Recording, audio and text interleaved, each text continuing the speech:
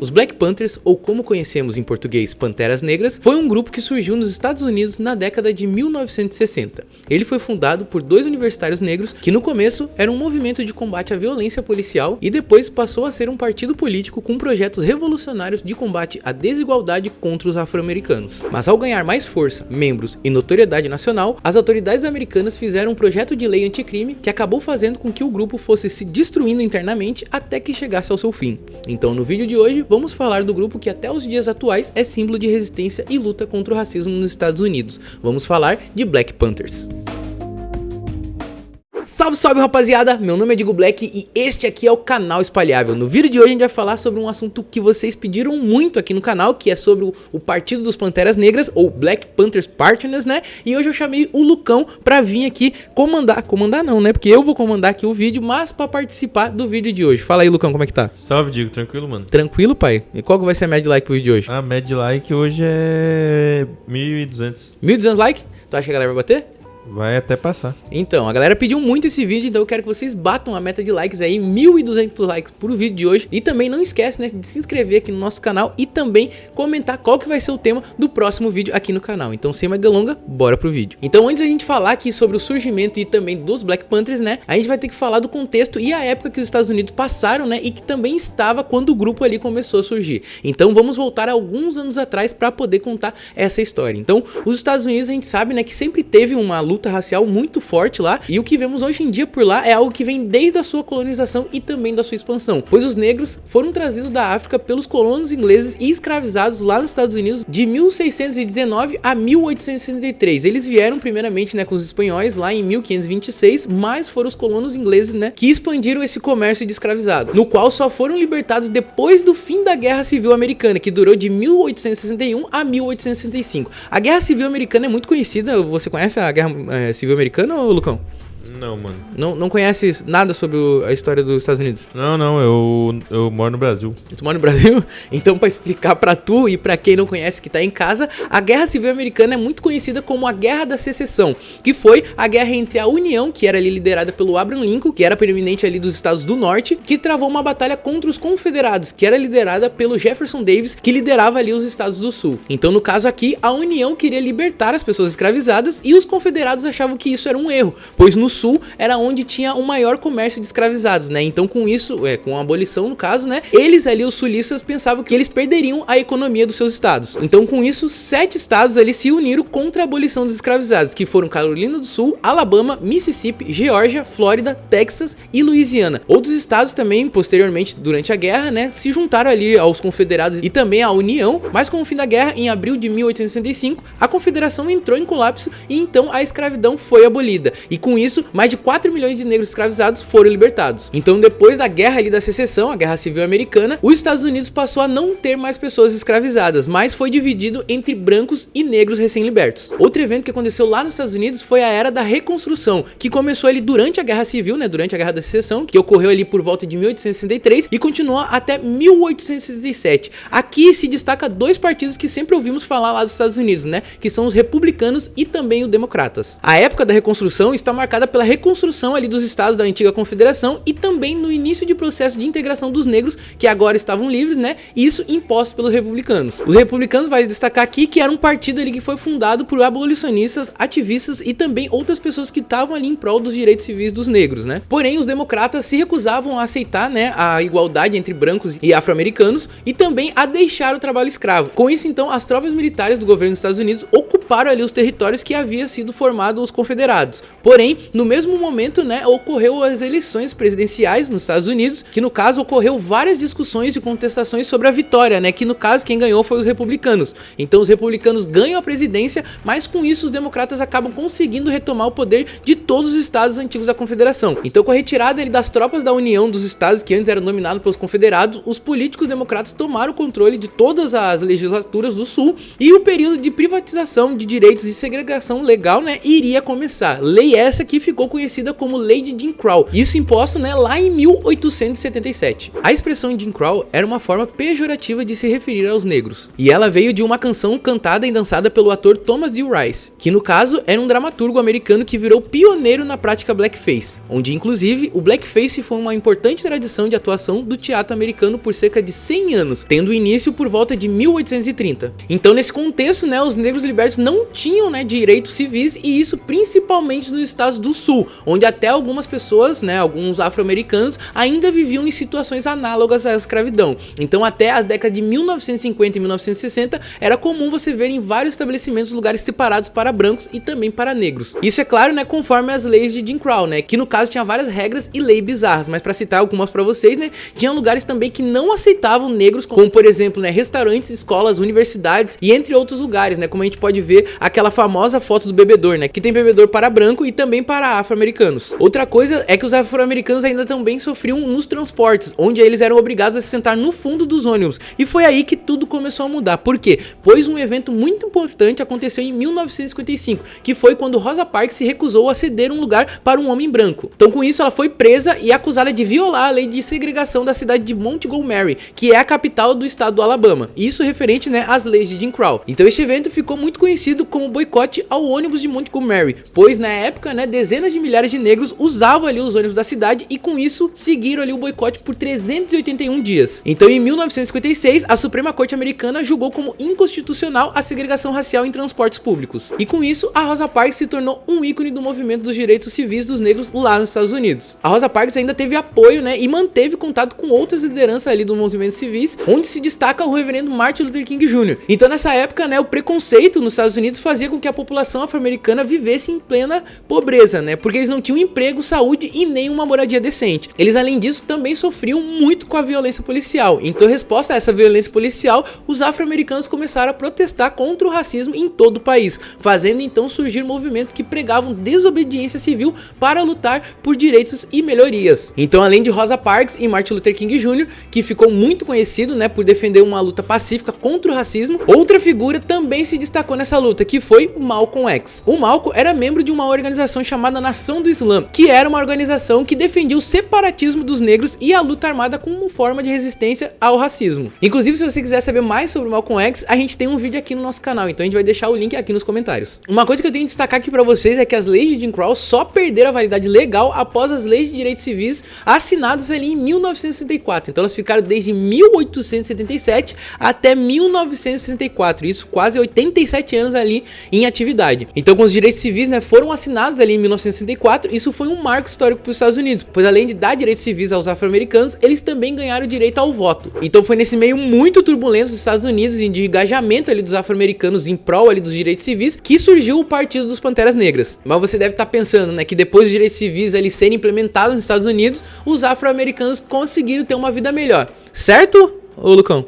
Errado. Errado, é claro, porque eles estavam sofrendo ainda mais com as perseguições, e isso tanto de policiais como de pessoas racistas que não aceitavam os direitos dos afro-americanos. Então olha só, eles foram abolidos, tá ligado? Lá atrás, né, teve a abolição dos escravos e os escravizados negros foram libertos. Teve pessoas que não quiseram aceitar e eles tiveram uma lei implementada, que foi a lei de Jim Crow. Então a lei de Jim Crow caiu por terra, tiveram os direitos civis ali implementados em 1964 e ainda tinha pessoas que não aceitavam isso. Então na época haviam grupos, né, de ideais revolucionários espalhados ali pelos Estados Unidos e com isso 2 universitários negros decidiram fundar ali o seu próprio grupo. Então sendo inspirados por Malcolm X e outros pensadores, Huey Newton se juntou com Bob Seale e eles fundaram o grupo lá na cidade de Oakland, na Califórnia. Foi então que em outubro de 1966 surgiu o Partido Pantera Negras para a Autodefesa. O grupo foi criado, né, primeiramente para acabar com o abuso do poder cometido ali pelos policiais de Oakland contra a comunidade negra da cidade, e Newton conhecia o Código Penal da Califórnia e sabia que tinha o direito de portar uma arma de fogo. Então ele estimulou ali a comunidade negra a fazer o mesmo e usá-las em público para poder se defender. Então os membros ali do Black Panthers faziam patrulhas armados com rifles e revólveres em lugares onde os policiais eram acusados de abuso de poder. Eles então faziam isso muito para intimidar os policiais e também para os mesmos verem ali que eles estavam sendo vigiados caso fizesse algo errado. Com isso então a ideologia dos Panteras Negras foi colocada em um documento chamado de Programa de 10 Pontos, onde esse documento documento foi escrito ali com a fundação do grupo, mas só veio a se tornar público em meados de 1967. Isso na qual fazia parte, né, de uma profunda transformação que os Panteras Negras queria fazer ali nos Estados Unidos, além de que lutava também pela liberdade, igualdade de condição e também pelo fim da violência contra o povo negro. Então no programa tinha os seguintes pontos: 1. Nós queremos liberdade. 2. Queremos emprego pleno para o nosso povo.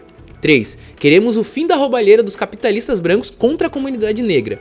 4. Queremos casas decentes para abrigar seres humanos. 5. Queremos educação decente para nosso povo. 6. Queremos que todos os homens negros sejam isentos do serviço militar. 7. Queremos um fim imediato da brutalidade policial e dos assassinatos de pessoas negras. 8. Queremos liberdade para todos os negros que estejam em prisões, sejam cadeias federais, estaduais, distritais ou municipais. 9. Queremos que todas as pessoas negras levadas a julgamento sejam julgadas por seus pares ou por pessoas das suas comunidades negras, tal como definido pela Constituição dos Estados Unidos. 10. Queremos terra, pão, moradia, educação, roupas, justiça e paz. Então, como vocês podem ver, né, no programa de 10 pontos dos Panteras Negras, eles não queriam nada mais do que direitos iguais ao que os brancos tinham lá nos Estados Unidos, né? Então, em 1969, os programas sociais ali da comunidade se tornaram atividade central dos membros do grupo, onde os Panteras criaram vários programas sociais comunitários, se destacando os programas de café da manhã grátis para as crianças e também clínicas de saúde da comunidade. E só para vocês terem noção, cerca de 20 mil crianças receberam alimentos do partido. Então,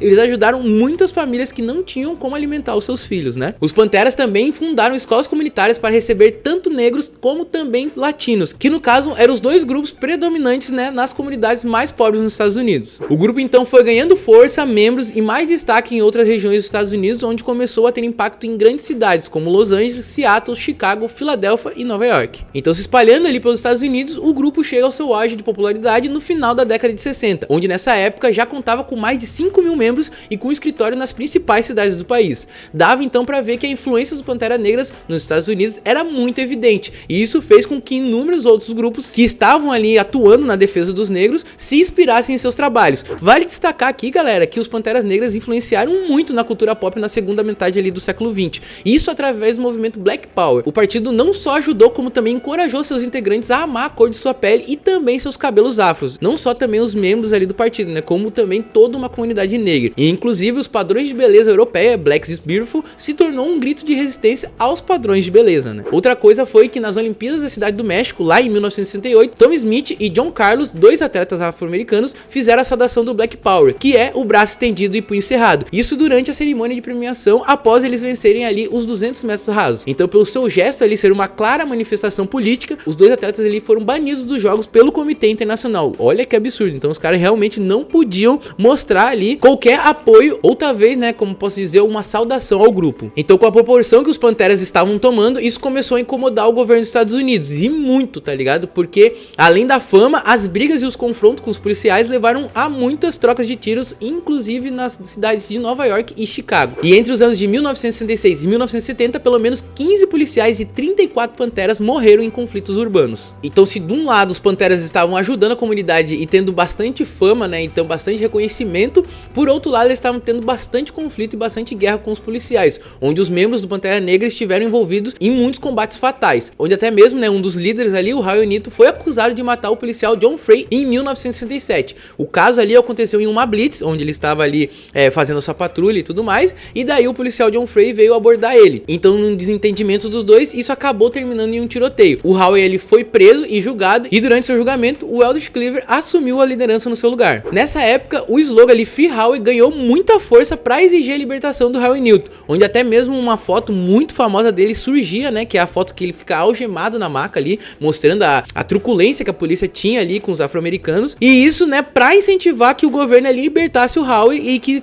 tipo, tivesse, no caso, tinha muita briga, né, entre policiais brancos e a comunidade negra. Então, os policiais acusavam que o Raul foi violento na sua abordagem e o John Frey seria uma vítima dele, né, e já a comunidade negra falava que o Raul tinha sido uma vítima policial. No mesmo ano ainda, 30 membros ali dos Panteras Negras entraram na Câmara Municipal de Sacramento, que é a capital da Califórnia, isso para se posicionar contra a Lei Mumford, que era uma lei que proibia o porte de armas carregado em público. Então, eles não poderiam mais carregar e fazer trazer, né, a proteção da comunidade afro-americana. Então, em 1968, Eldridge Cleaver planejou uma emboscada a policiais de Oakland que acabou ferindo 2 policiais e também ocasionando o falecimento do Pantera Bob Hilton. O Bob Hilton aqui, gente, vale destacar que ele morreu ali por volta dos 17, 18 anos, mas ele foi um dos primeiros, né, ou se não o primeiro recruta ali a entrar no partido, isso com 16 anos de idade, e depois ao longo ali ele se tornou tesoureiro do partido. Então depois ali da morte do Hilton, né, o Eldridge viajou para Argélia e lá criou um diretório internacional. Porém, o partido teve muitos conflitos internos, onde até mesmo ocorreu assassinatos de membros, né, como o Alex Hackley em 1969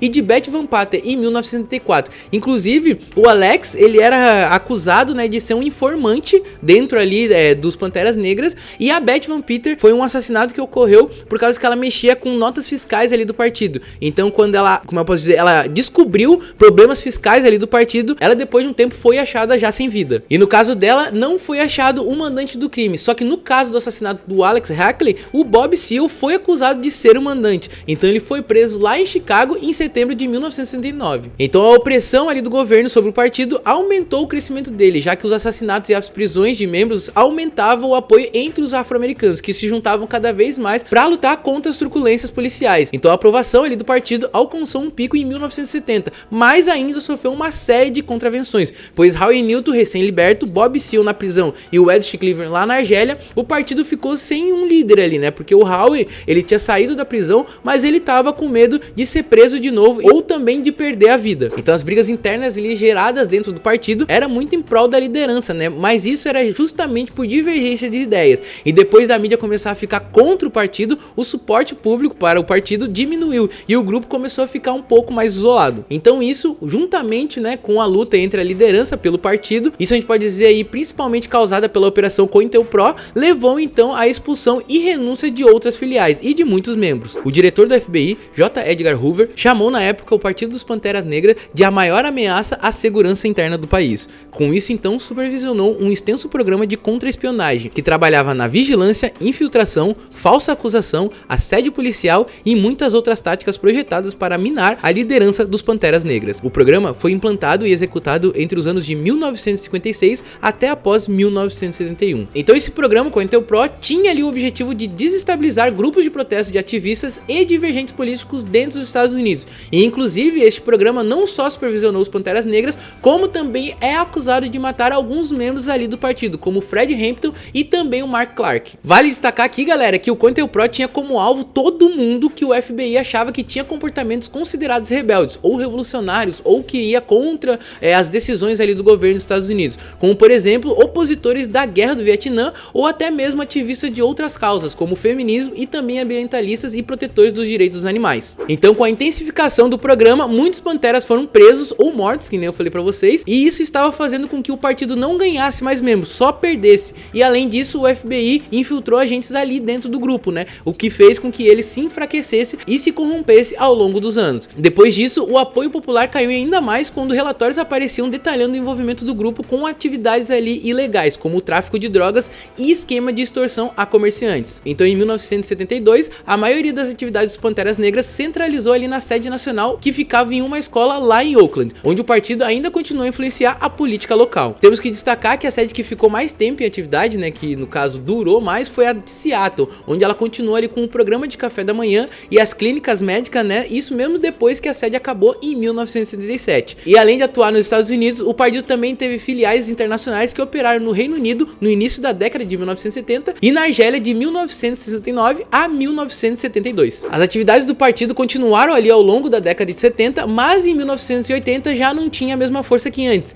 tendo então seu fim em 1972. Isso justamente pela forte opressão do programa COINTELPRO. E agora falando um pouco do fim, né, dos seus dois líderes e fundadores, o Howie Newton foi assassinado a tiros em Oakland em 22 de agosto de 1989, onde a polícia disse que ele teria sido morto por um traficante membro de uma gangue chamada Black Guerrilla Family. Se você quiser um vídeo sobre essa gangue, só comentar aí. E o Bob Seale ficou conhecido como um dos 8 Chicagos, que foi um grupo acusado pelo governo americano de conspiração e por ter sido associado ali protesto contra a guerra do Vietnã, que eu citei pra vocês anteriormente, né, o COINTELPRO e tudo mais. Esse 8 de Chicago não tem um filme na Netflix? Tem um filme, inclusive, que é 7 Chicagos. Ah, tá ligado. É disso aí também? Isso porque esse julgamento, né, ocorreu lá em Chicago em 1968, e depois de um mês de julgamento, momento, né, o Bob Seale foi separado dos outros réus e antes que era transformado 8 Chicagos, ficou 7. Então, por isso que tem esse filme lá na Netflix, que inclusive é muito bom, tá? Se você quiser ver, vai lá. Então ele foi separado ali dos 7 porque o governo não conseguiu enquadrá-lo ali no crime de conspiração. Porém, ele foi preso em 1970 e acusado de torturar e tirar a vida de Alex Hackley, que foi o informante que eu citei pra vocês lá atrás. Isso através de um testemunho de um membro do próprio grupo dos Panteras Negras, que no caso poderia ser até um informante ou até acusações falsas que eu falei pra vocês da COINTELPRO, que fazia isso, né? Só que o júri foi incapaz de chegar a um veredito e as acusações acabaram sendo retiradas. E olha só, galera, o programa COINTELPRO só veio a público depois que alguns itens ali do FBI, alguns arquivos, né, foram roubados e divulgados por agências de notícia, isso lá em 1971. Só que ele foi divulgado, não quer dizer que, digamos assim, ele acabou. Depois eles fizeram na surdina. Eles dizem que acabou em 1971, tá ligado? Assim como vários programas que os Estados Unidos, depois que os caras descobrem, eles falam, ó, acabou. Gente, não tem mais, tá ligado? Bora seguir, esquece aí o que aconteceu e bora pra frente. Mas com certeza deve ter continuado. Lógico que com tudo isso que eles passaram, né? Com tudo isso que aconteceu, com essa opressão policial que o partido sofreu e com toda essa perseguição também do governo dos Estados Unidos, né? Os Panteras Negras é um dos ícones fundamentais na luta dos direitos pelos afro-americanos. E também até os dias de hoje, é claro, ele é um grupo que segue como símbolo na luta contra o racismo no mundo todo. Bem, galera, esse foi o vídeo de hoje. Espero que vocês tenham gostado do jeito que eu abordei o assunto aqui. Se vocês quiserem outros assuntos referente aos Estados Unidos ou qualquer outro país do mundo, uma história muito foda, né? Que nem a história aí dos Panteras Negras, comente aí pra gente trazer aqui pra vocês. Também não se esqueça de se inscrever no nosso canal, deixar o seu like e também espalhar aí pra quem você gosta e também pra quem vai curtir este vídeo. Beijos e abraços, Digo Black, tamo junto, é nóis.